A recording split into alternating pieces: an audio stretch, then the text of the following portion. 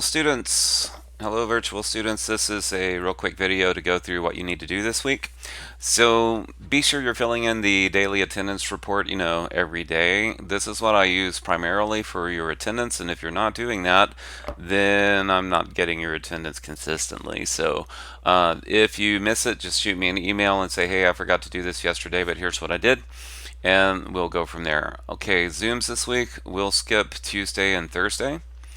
So I expect you to manage your time this week to complete the assignments below. So first thing is reading about residential water supply. I need to put a link for a lecture video right here before these water supply notes. Be sure you go through these notes. I would suggest download these PDFs and open them independently. Don't use the Canvas little tiny window to try to read these. It's really inconvenient, and you need to be able to refer to them quickly. So download them, review them, actually work through the practice problems that they give you. I would suggest taking your own notes based on these notes to capture key ideas and main ideas. All right. Then we're going to follow that with these little brain check quizzes. So I will add all of these together. I need to add one more thing here. All of these together to make one final grade. So we have looking up some information in the notes, and then you need to be able to calculate static and dynamic head, do some conversions, find the equivalent of fitting length, and find the head loss. So these last two are kind of larger problems. You only have to do it once. You have repeats. If it doesn't go well, you just keep taking it over and over until you get a grade that you like. If you're having problems, join me in Zoom or send me an email. Okay? And one more thing I'm going to add in here that's not here is an assignment where you scan all of your paperwork so it works neatly, and you're going to scan all that in, and that's going to be a grade as well. Sorry, it's not there. All right. The next thing we're going to do is get ready for a plumbing plan, and when I opened Homestyler this week, it ate my plan from last semester in an upgrade. It made the furniture larger than the rooms in some cases. So we're going to start from scratch. So I want you to spend some time in Homestyler this week. You're going to design a 3-bedroom, 2-bath house. It can be your dream home or an imaginary client. Don't make it super, super giant. Make it kind of a conservative size, but I'm not going to put a limit on your square feet. What I've seen some architects do is they will throw their things that they plan to put in the home and then design the walls around it. So you can do that if you like. But what I need to see, 3 bedrooms, 2 baths, a laundry room, and a kitchen, and an equipment room for an HVAC and a water heater. And I have a little asterisk here. There's no water heater in Homestyler that I could find, and I didn't figure out how to make like a cylindrical shape. So rather than doing that, we're just going to designate a space with an equipment room, and we're going to add a circle to represent the water heater and a rectangle to represent the HVAC whenever we get to that in your floor plan submission. Okay, and that's going to be for the plumbing plan later, not for this. Okay, so just designate an equipment room.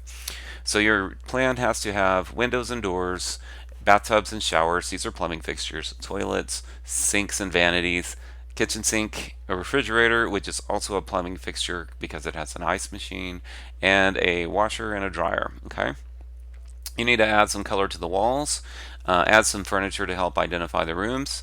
One of the things I want you to do is click on view and click do not show dimension. Don't show the areas and don't show the room types. We want to kind of have a clean floor plan with because we're going to just use that outline to develop a plumbing plan. So that's one of the requirements I have here. So clean floor plan, and it needs to have the things we added above. And then I need you to review your plan, make sure you've covered your bases, and then I want you to put together a real quick slide deck that shows me your plan. So have a title slide and then a 3D view slide.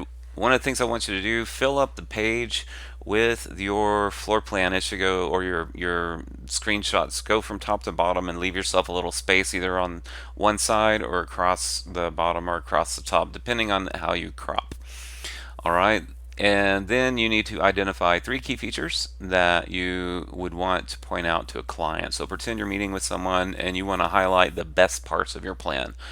All right, then on the floor plan, take a screenshot of that and then identify the key design features that you had to think about and change as you designed, because that'll happen a lot. You're putting down a plan and then you figure out, oh man, I really need to make this bigger, or so just kind of talk about those three things, identify three things you had to kind of muddle through. I'm expecting you to use your knowledge and experience you've gained all year to design these plans, so they should be better than the ones you've done previously. Okay? So review your work when you're done and produce a PDF and submit it here. Here are some examples of what I mean. So give me a screenshot of your 3D view that highlights your best parts. So like in this one, I really like the kitchen, so I would want to point out some things about this kitchen and bathroom. So that's what I'm doing with this view. And then here's the floor plan, what it would look like. Notice that the dimensions are turned off, the areas are turned off, and the room names are also turned off. Okay? So that's a real quick rundown of the week. I will add another assignment here. I'll throw a video in here, and that is that.